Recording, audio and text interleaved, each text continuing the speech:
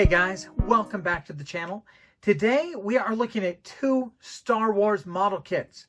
Both of these model kits were originally put out by MPC and they're now being re-released by Round 2. So we have Boba Fett Starfighter and we have the authentic Darth Vader TIE Fighter.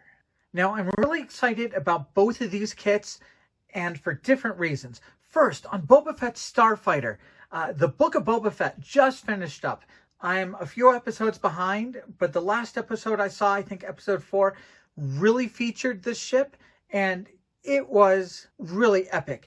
They gave the ship some really cool things to do. If you're watching Book of Boba Fett, you will not be disappointed in how this ship is featured. Also, I love this ship from Attack of the Clones. When opening weekend, the movie theater gets so quiet, this ship is chasing down Obi-Wan, and you hear those seismic charges. That was one of the coolest Star Wars moments from those prequels. So I am very excited for this ship. Just thinking about The Mandalorian, the first episode where Boba Fett really shows up more than just being in the shadows, it starts off with this ship coming down and just blasting some stormtroopers. So this is a great ship. Boba Fett Starfighter, the Slave One, the Fire Spray gunship. It is a very cool ship. And when it comes to this, the Darth Vader TIE Fighter, this is the first kit that MPC is having re-released by Round 2 that is updated.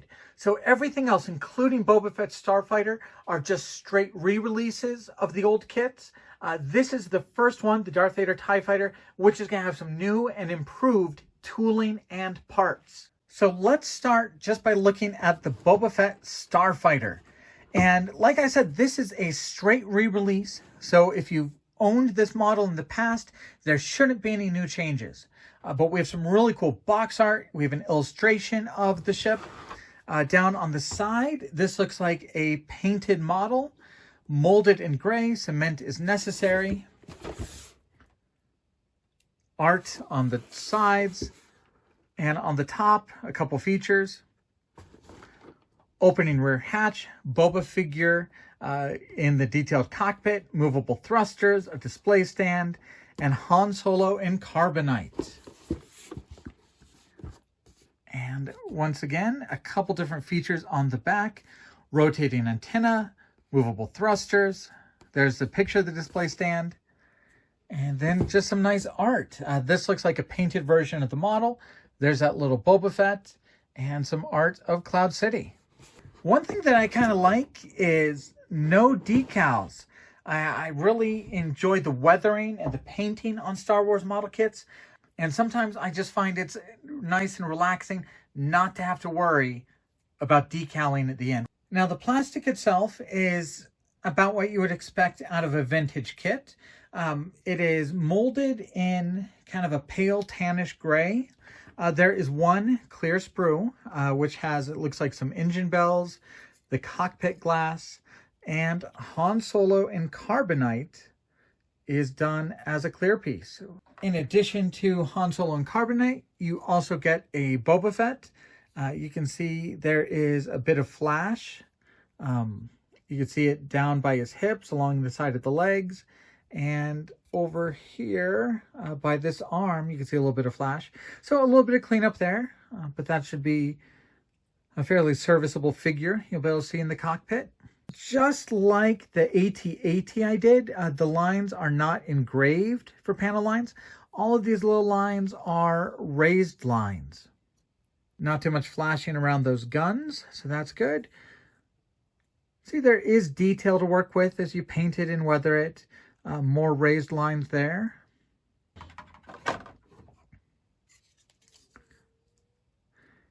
Here's some shots of the side of the fuselage of the ship. So once you paint it and weather it, you'll really be able to bring out a lot of those little details. You won't really be able to do a panel line wash inside those panel lines since they are raised, but you'll be able to do plenty of chipping and painting the panels different colors. Here's the detail on the back or perhaps the bottom of the ship. Now, one thing I find really interesting is on the instructions, it says use hot, not boiling water to heat up part 1 to allow it to conform to the body assembly before gluing. So that's this piece right here. Yeah, and it definitely looks wider and shallower than it should be. So I've never seen a kit recommend that in the actual instructions. I'm guessing that on the original releases, people had problems with this. So now they're just recommending get it hot, get it to be softened, hold it or glue it in place to let it cool, and hopefully get a better shape out of it. Now, one thing that's nice, and taking some cues from their Star Trek packaging, the inside box has just some wonderful paint guides. So this is a painted and finished model where they've done some really great full color pictures that do a great job of making it clear what parts of the ship should be painted what colors. I think that this model kit, we're not going to look at it too much right here because we're just going to have to build it. It's a vintage kit. It's going to have its own unique charms, but it's going to be assembling it and then painting it where the bulk of this model review is going to come from. So we'll be doing that this week, and I'll hold off most of my thoughts on the kit until I'm actually building and painting it. All right, let's look at the authentic Darth Vader TIE Fighter, and this one I'm really excited about because, like I said, round 2 on the Star Trek models have had several where they've updated things, fixed things, tried to make things better and more accurate. And this is the first Star Wars kit to be getting that treatment by round 2. So let's look at the authentic Darth Vader TIE Fighter. And I'm excited about the size on this one. They say it's going to be about 7.5 inches across. I have a little Darth Vader TIE Fighter here with me. I think this one should be about twice as big. So we can see across the top some vintage art, some size dimensions on the bottom, a little more art on the sides.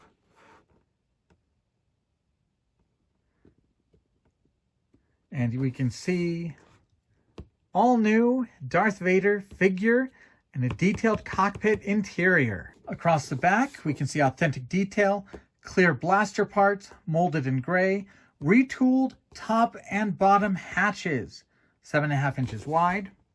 All new Darth Vader figure in a detailed cockpit, updated details, and a dome display base. So this should be the first of the Star Wars models that comes on the typical round 2 dome base. So that's kind of exciting. And just like Boba Fett Starfighter, we have pictures of a painted model along all the inside box flaps to help you with your painting and color choices. I do really like that. All right, I feel this is bigger than twice as big.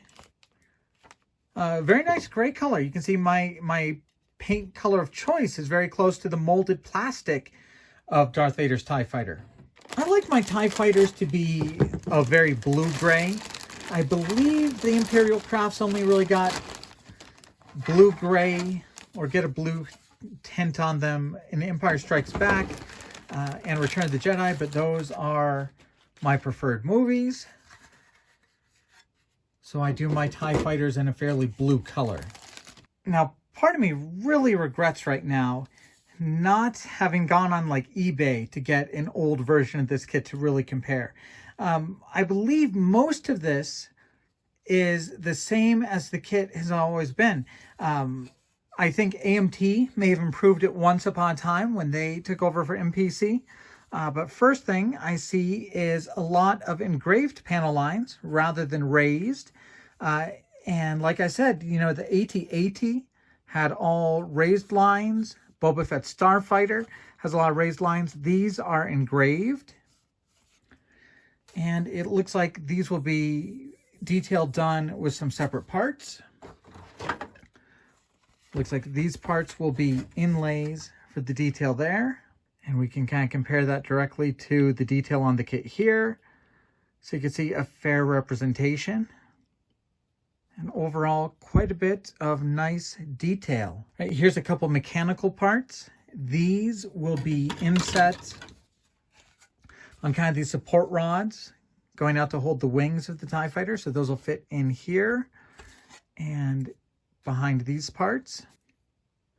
All right, so here are the new and the improved parts for this model kit.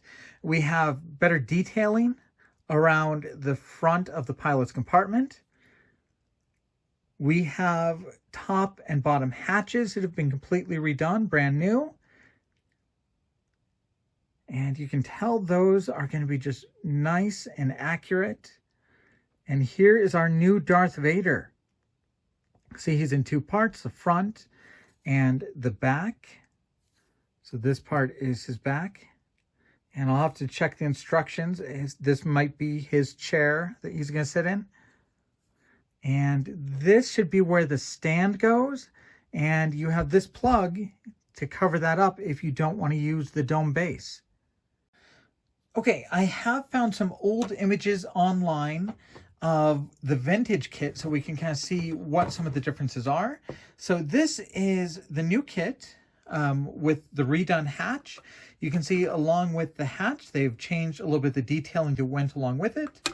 And the hatch is now a separate piece. And you can kind of compare it on the other side with what it used to look like. And here's a shot of the new Darth Vader along with the old Darth Vader. So a very big improvement on that figure. It's harder for me to find a good shot of the old top hatch, but this was one of the better pictures I saw.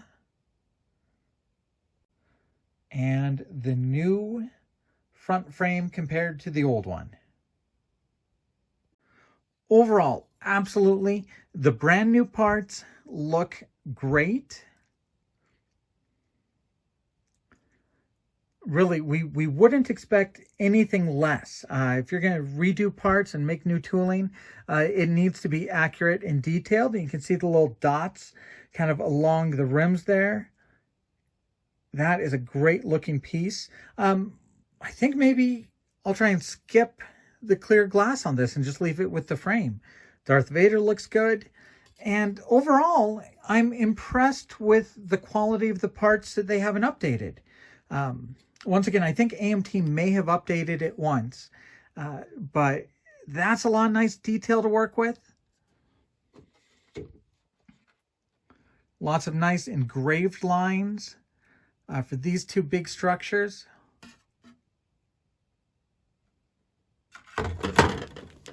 And for the wings of the twin ion engines, see, very nice detailing. Looks nice and crisp. I don't want to compare it too much with the Bandai, but obviously a much bigger kit. And now with these improved parts, the accuracy really looks to be about the same.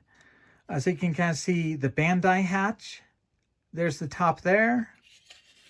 Here is the bottom hatches side by side.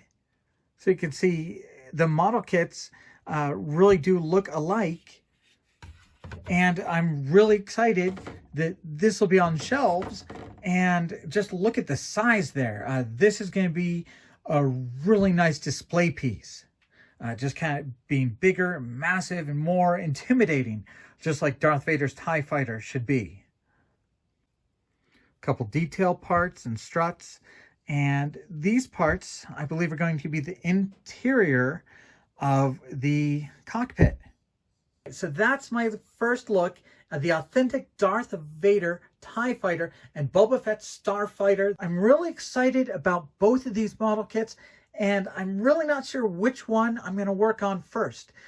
Part of me really wants to do the Darth Vader TIE Fighter, just because it looks like that's going to be a really nice build. It looks like those new parts are going to give us some great accuracy, and I love the size of it It's big and intimidating, the way a Darth Vader TIE fighter should be.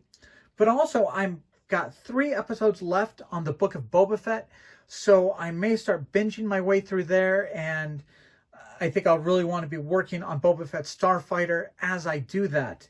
I think hopefully that gave you a good idea of what the new parts for the Darth Vader TIE Fighter looks like. And with the Boba Fett Starfighter, I think once I start building that, we'll get a good idea of what challenges a vintage kit like that has, what the parts look like. We'll be able to see if there's any fit problems. We know there's definitely a fit challenge if they're recommending that we heat up some water to reshape one of the parts from the get-go. Thank you guys for following the channel. A big thank you to Round 2/MPC for letting me work on these review copies. Thank you guys very much. We'll be starting work on these kits in the next few days, so I'll be back soon.